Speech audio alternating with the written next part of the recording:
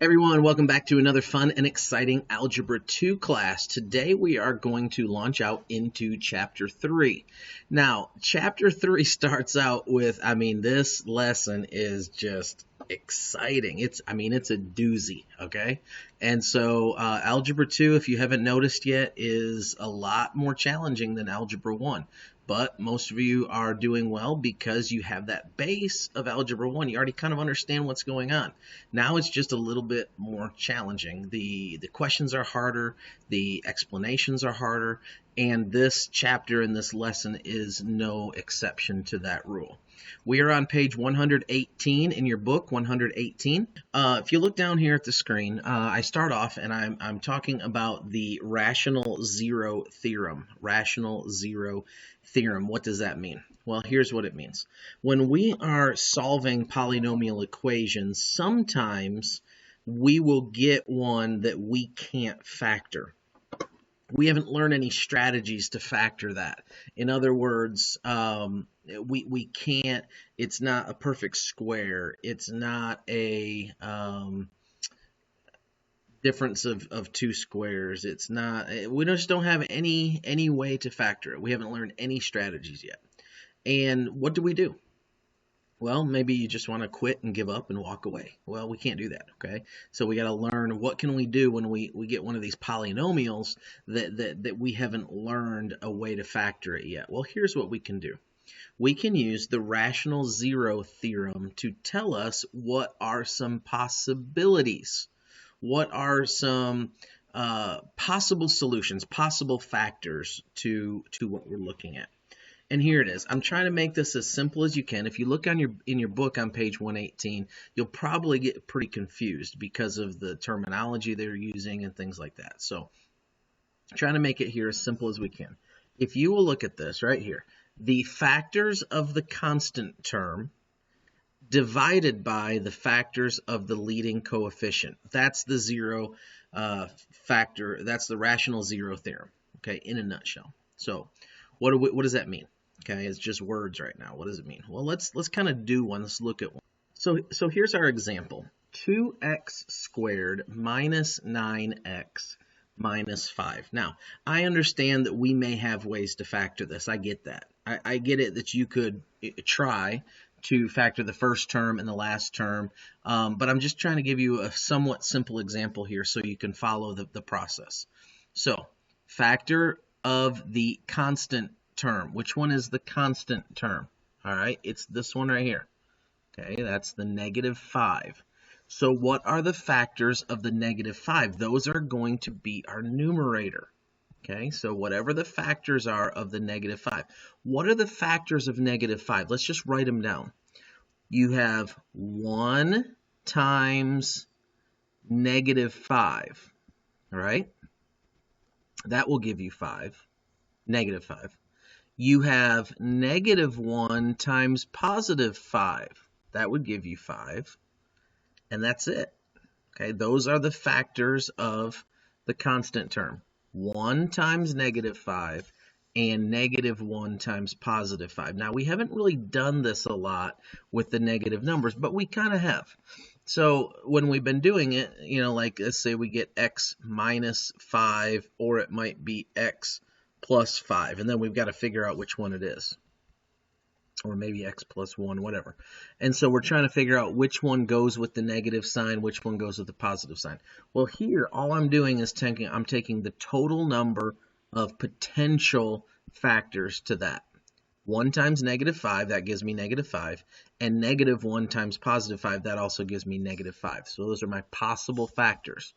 So let's rewrite those in just a little bit different way. Let me show you how we're going to rewrite those. We're going to say plus minus 1 and plus minus 5.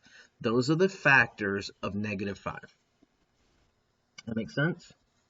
All right, I hope so. Those are our numerators, because look, factors of the constant term. That's our numerator. What's our denominator? Factors of the leading coefficient. Well, what's the leading coefficient? It's 2, positive 2. So down in the bottom, all we have is 1 and 2.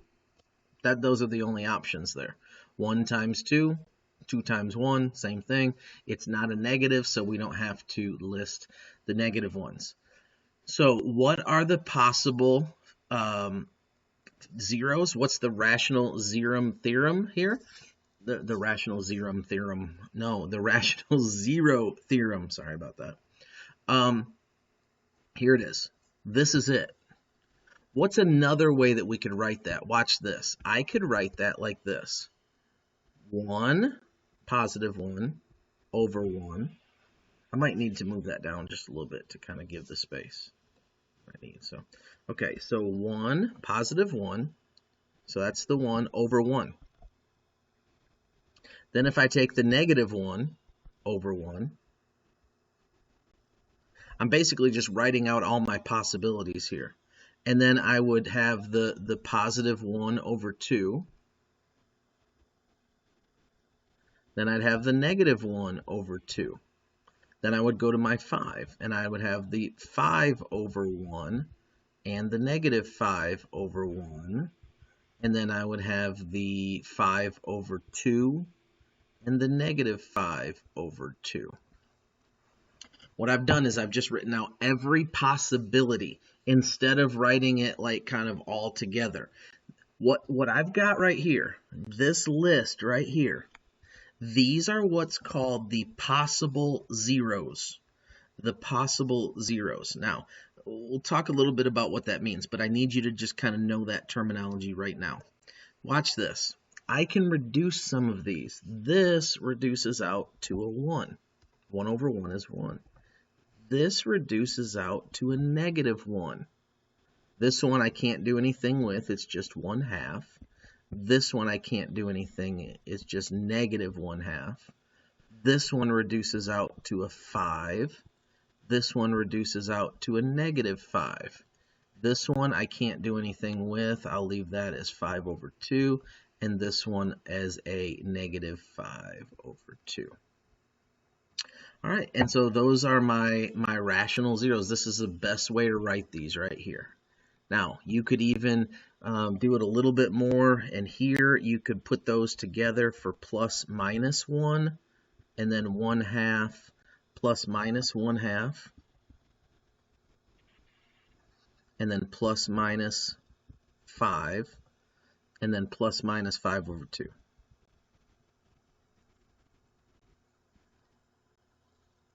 So that would probably be my best way to write those right there. So my answers for my possible zeros are plus minus 1, plus minus 1/2, plus minus 5, plus minus 5 over 2. Now I'm going to tell you something right here that's going to be important on the very next thing. What these are is these are my possible zeros. My possible zeros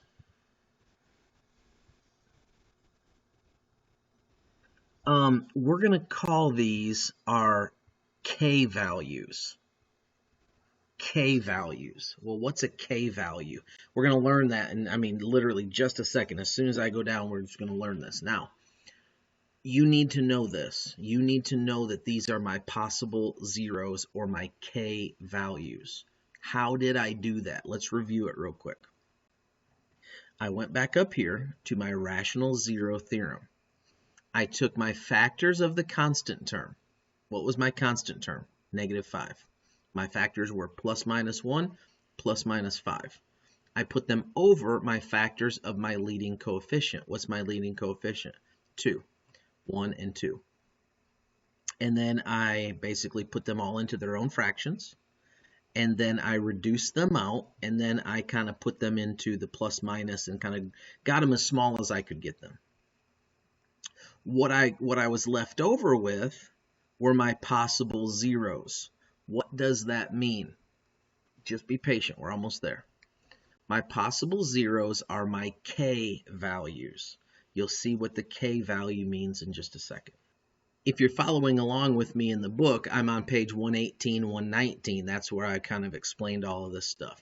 There's an example in your book, and they use something. Let me show it to you here real quick. They use something that you've never seen before.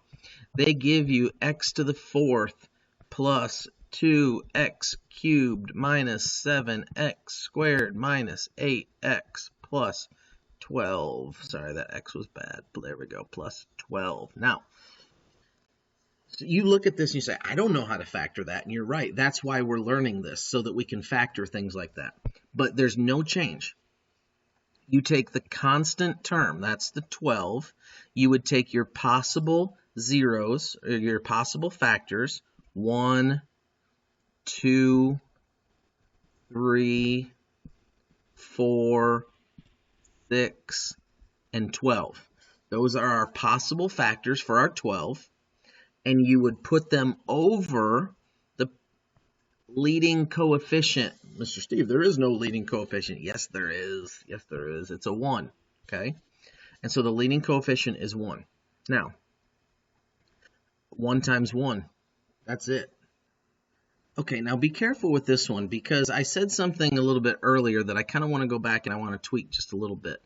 When we have in the numerator, we're always going to use both positive and negative. And let me show you why. Because negative 1 times negative 12 also equals positive 12. So technically, all numbers, positive and negative, can go into making a positive factor. Negative 1 times negative 12, negative equals a positive. I'm not going to go into exactly why, but whenever we do this, the numerators are always going to use both positive and negative. So we'll use the positive, negative, positive, negative, positive, negative on all of these. But in the denominator, we're not going to use the negatives in the denominator. And there's a couple reasons why. The biggest reason is because our denominator can never be negative. You always have to what's called rationalize your denominator. And if we had a negative down here, what we would have to do is we'd have to rationalize it. What rationalizing it means is making the denominator positive. So by doing that, we would always come back with a positive denominator. So you just leave your denominators all the positive. The negatives are going to alternate on the top, and trust me, it comes out the same. If you were to do a plus minus and then rationalize out your denominator, they would all come out the same. So just do it with the positive values in the denominator. So denominator, and let's go back up here to this top thing, and you can write underneath that, you can write positive only. So we're only going to use the positives in the denominator. And up here in the numerator, you could write plus minus. We're going to use both the plus values and the minus values in the numerator. So I wanted to go back and cover that before we go any farther. Okay? Now you're still wondering what that means. What does possible zeros mean? So let me tell you right here. Let me take, before I go to the to the factor theorem, let me just tell you, let me just talk to you for a second about what does this possible zero mean. Here's what it means. Possible factors. These are numbers, these are k values. Again, I'm using that and you haven't gotten to that yet, but k values that will give us a possible factor. That's what we're looking for. We're trying to figure out how to factor this. So these are possible factors. Your possible zeros are possible factors. Okay? So let's go to the factor theorem. Look down here. When x minus k is only a factor if. When is it a factor? When evaluated, the polynomial is equal to 0 when x equals k. And that's important, when x equals k. Now, here's another thing that's so important right there. X minus k, the x minus k. That is a formula, and here's what the formula is. This x minus never changes. Okay? So let's say k equals -3. Let's plug -3 into that formula. Watch what happens. X minus -3. That's what happens right there because I'm plugging in the minus and I already have a minus there. This is probably the thing that the students struggle with the very most in this whole section. You don't realize what's going on here. What's going on is you're plugging in a k value to a formula. The formula is x minus k. So when it's a negative k, look what happened. We got negative negative. So in this case, x plus 3. Because my negative negative turned it into a positive. When k is negative, your formula is going to be positive. When k is positive, your formula is going to be negative. Okay? And that's the way that that works right there. So be careful and watch that. The k switches signs on you.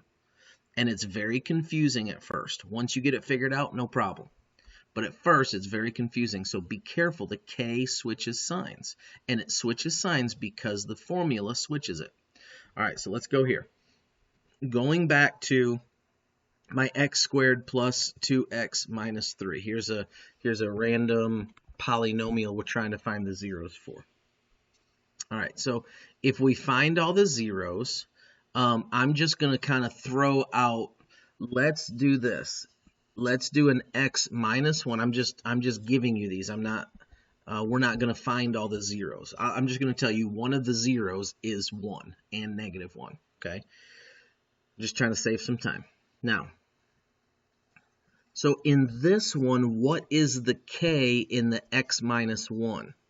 In this one, our k equals 1, positive. In this one, k equals negative 1. You see that? Because what's our formula? Our possible factors formula is x minus k. And so when we take our possible factors formula, x minus k, when we have a negative 1, look what happens when we put negative 1 in there. X minus minus 1 or x plus 1. There's where that x plus 1 comes from right there. Okay? So that k is switching. The signs are switching. You got to be careful of that. That will mess you up if you don't pay attention to that. Now, here's the question. Here's the question. Here's what the book wants you to do right here. Is x plus k, this one, a possible factor? Is x minus 1 a possible factor? I don't know. We have to find out. How do we find out? Well, what does this say? What's the factor theorem say? X minus k is only a factor if, when evaluated, the polynomial is equal to 0. That's the important part. So what we do is we are going to plug this in, x equals, or we're going to plug the k in for the x. And we're going to say, does it equal 0 when x equals 1? So let's see. So let's plug everywhere that you see an x, we're going to plug in the k. The k is 1. So 1 squared plus 2 times 1 minus 3. And let's see what we get. Okay. And we are going to get, and we want that to be equal to 0. That's what we want. Let's see if it does. 2 squared, or 1 squared is 1, plus 2 times 1 is 2, minus 3 equals 0. And we get 3 minus 3 equals 0, and that is true. 3 minus 3 is 0 equals 0. That is. In this case, y minus 1 is a factor. The k of 1 is a factor. It worked out. It gave us a 0. Okay, that's what we were looking for. So this one, yes, it works. Okay, so let's try this one. So everywhere that we see an x, we're now going to put the negative 1 in there. All right, so we have negative 1 squared plus 2 times negative 1 minus 3 equals 0. That's what we're trying to see. Does it equal 0? Okay, so let's do the exponents first. We're going to want to do the negative 1 times negative 1 is going to give us positive 1, plus 2 times negative 1 is going to be negative 2, minus 3 equals 0. 1 plus negative 2 is negative 1. Minus 3 equals 0. Negative 4 equals 0. No, it does not. So this one does not work. This k is not a possible factor. Okay, so we found one k that does work. This one checked. 0 equals 0. On this side, this one did not work because we got negative 4 equals 0. So that's how you do the possible zeros, the possible factors. Now, you first have to go back and find the possible zeros. We got to do this first part first. And we need to use the rational zero theorem. So, factors of the constant term, all the plus and minus ones, over factors of the leading coefficient, positive only. We do that, we get all of our possible factors. So here's our possible factors right there. Once you get them, now you need to plug those back into the equation using the factor theorem, which is the x minus k. We plug that back in like we did here with this one, and we see, does it solve? Does it give us 0 equals 0? Because that's the key right here, right here, that when the polynomial equals 0, so when we plug k in, it should give us 0. If it does, it's a factor. If it doesn't, not a factor. Okay? Wow, that was deep. Okay? I mean, that was about as deep as you've ever gone in math right there. So hopefully you could follow that. If you didn't follow it, make sure to go back, find the parts that you missed, practice these. Okay? One of the ways that you're going to get good at this is just by practice. So practice this, and if you missed anything, rewind it and watch it again. All right? We'll see you later. Have a good one. Bye-bye.